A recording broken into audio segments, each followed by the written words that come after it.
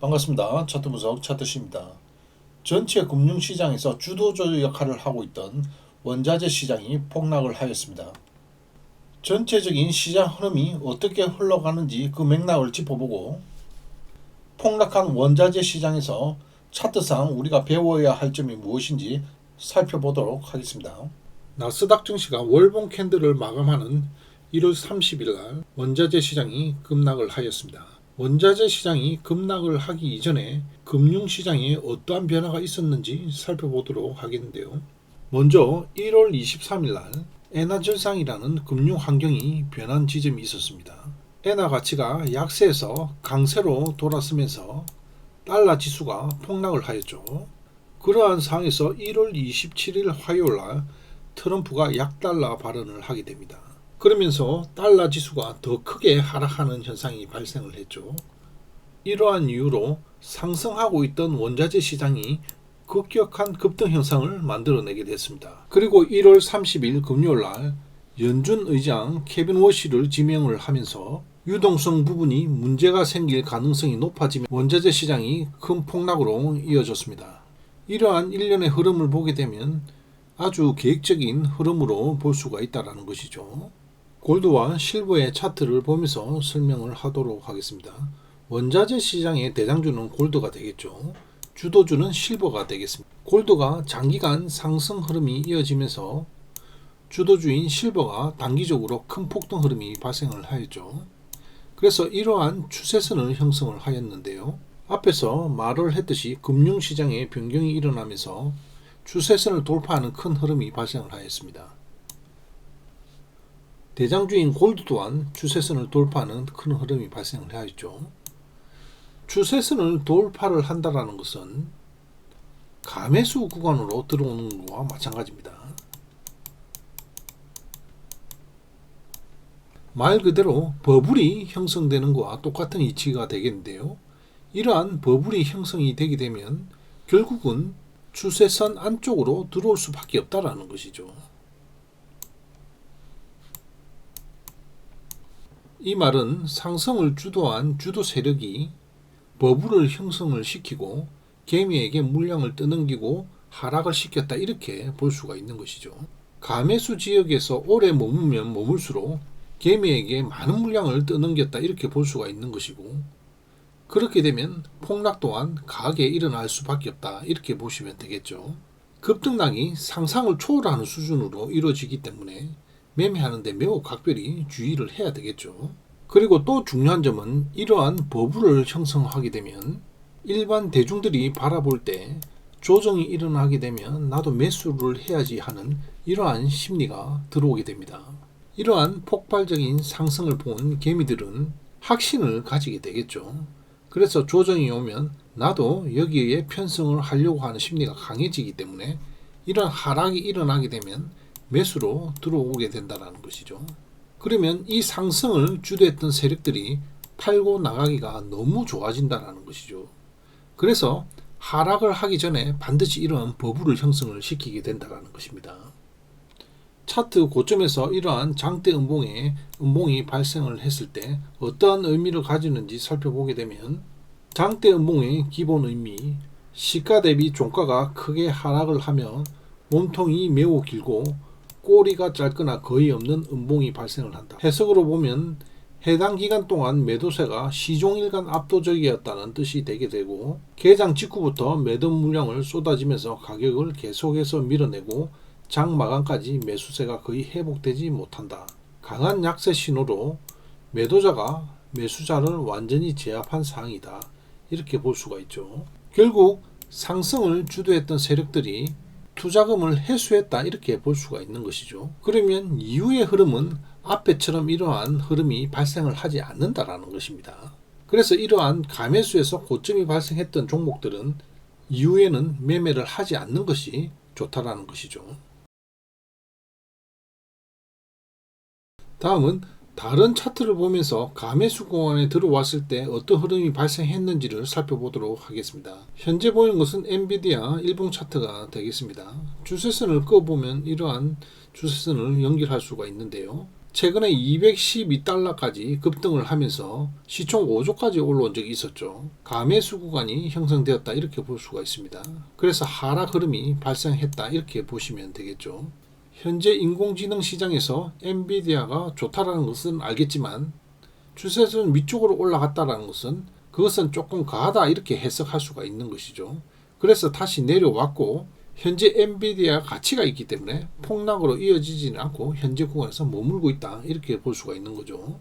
현재 보이는 것이 비트코인 차트가 되겠습니다. 비트코인이 원자재 시장하고 비슷한 습성을 가진다고 볼 수가 있겠죠. 주 추세선은 이 하얀색 선이 되겠는데요. 위쪽으로 가매수 구간을 형성을 시켰습니다. 그리고 바깥쪽으로 보이는 추세선은 가매수 구간을 추세선으로 이은 선인데요. 자, 그 부분에서 정확하게 저항을 맞고 하락을 하였습니다. 가매수가 형성된 차트가 하락을 하게 되면 어떤 현상이 발생을 하는지 실시간으로 보시면 이해가 된다 할 수가 있겠습니다. 다음 차트는 5일 차트가 되겠는데요. 이전에 러시아 우크라이나 전쟁 때 130달러까지 폭등한 적이 있었죠. 5일 차트의 추세선을 그어보면 이러한 형태가 나타날 수가 있는데 추세선 위쪽에서 상당 기간 진행된 것을 알 수가 있죠. 가매수 구간에서 오래 머물면 머물수록 차트는 더 안 좋아진다 이렇게 보시면 되겠습니다. 현재 코스피 증시가 되겠습니다. 추세선을 이어보면 이렇게 형성되는 것을 알 수가 있죠. 현재 구간은 가매수 구간에 위치하고 있다 이렇게 판단할 수가 있겠습니다.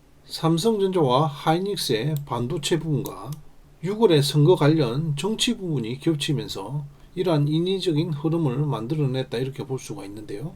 하지만 가매수 구간에 위치를 하고 있기 때문에 이 위쪽에서 유지를 하면 할수록 폭락이 강하게 발생할 수 있다 이렇게 보시면 되겠죠. 그래서 코스피 증시는 현재 구간에서 매매를 하는 것은 이제부터는 상당하게 위험하다 이렇게 볼 수가 있겠습니다.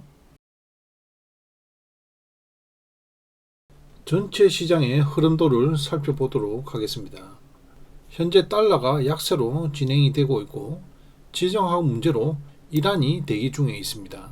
그래서 유가가 상승 흐름을 이어가고 있죠. 연준 의장 케빈 워시로 지명을 하면서 원자재 시장이 붕괴되었습니다. 그리고 실적 발표가 진행 중인 나스닥은 방향성을 잡지 못하고 오락가락하는 그런 모습이죠. 그러한 상태에서 원자재가 붕괴되면서 나스닥 또한 하락 흐름이 이어졌다 이렇게 볼 수가 있습니다. 코스피 증시는 반도체의 가장 핵심 수혜를 받고 있는 삼성전자와 하이닉스가 강한 모습이기 때문에 지수가 현재 가매수 영역에서 버티고 있다 이렇게 보시면 되겠죠. 결국은 하락할 것으로 봅니다. 코인 시장은 원자재 시장이 폭락을 하면서 바닥에서 또 하락하는 흐름이 발생을 하였죠. 현재 시장이 일어나고 있는 흐름이 되겠습니다. 원자재 시장에서 빠진 유동성이 어느 쪽으로 흘러 들어가는지 이런 부분들을 유심히 잘 봐야 되겠죠. 그리고 원자재 시장의 주도적인 흐름이 사라졌기 때문에 이 부분이 증시에 어떤 영향을 미칠지, 코인에 어떤 영향을 미칠지 주시를 해야 되겠습니다. 전체적인 금융시장을 보게 되면 현재 수준에서 방향성을 잃었다 이렇게 볼 수가 있겠죠. 나스닥 증시로 돌아와서 현재 차트는 월봉 차트가 되겠습니다. 7개월간 상승 흐름이 이었기 때문에 조정의 흐름으로 이어지는 것은 당연한 흐름이다 이렇게 볼 수가 있겠죠. 위쪽으로 상승을 한다고 하더라도 10% 정도밖에 공간이 없기 때문에 상승을 한다고 해도 이러한 폭발적인 흐름으로 가지 못하고 흔들리면서 상승할 수밖에 없겠죠. 그래서 2026년도는 상당히 매매하기가 힘든 장세라고 이렇게 말씀을 드렸던 것입니다. 현재는 도치 흐름으로 마감이 되었습니다. 저가 매수와 차익 실현 매도가 팽팽하게 힘의 균형을 이루고 있다 이렇게 볼 수가 있겠죠. 전체적으로 보게 되면 상승 추세 이후 기간 조정의 흐름이 나타나고 있다 이렇게 볼 수가 있는데요. 가격 조정의 흐름이 나타나야지만이 위쪽으로 공간이 많이 열려서 매매하기가 수월하다 이렇게 말씀을 드렸습니다. 하지만 가격 조정이 이루어지지 않고 현재는 기간 조정의 흐름만 나타나고 있습니다. 매매하기가 매우 힘들다는 것이죠. 현재 상태에서 보게 되면 반도체가 강한 상승 흐름이 이어가지만 지수는 끌어올리지 못하고 있죠. 빅테크가 그만치 따라오지 못하고 있다는 뜻인데요.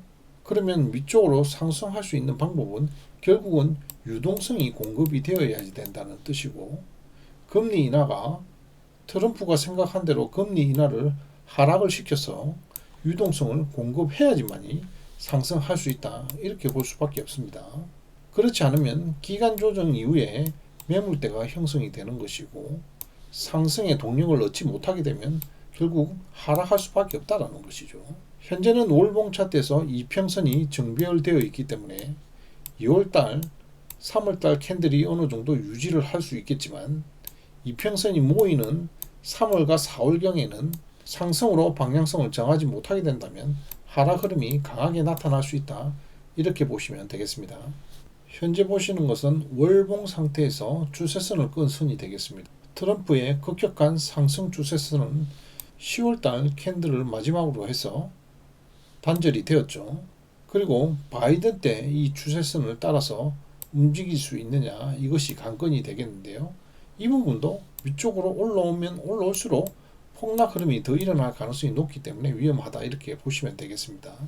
결국은 시간 문제이지만 이 추세선을 계속해서 유지를 할 수가 없기 때문에 하락을 해야 된다는 것이 차트신이 바라보는 입장이다, 이렇게 보시면 되겠습니다. 이것으로 영상 마치도록 하겠습니다. 감사합니다.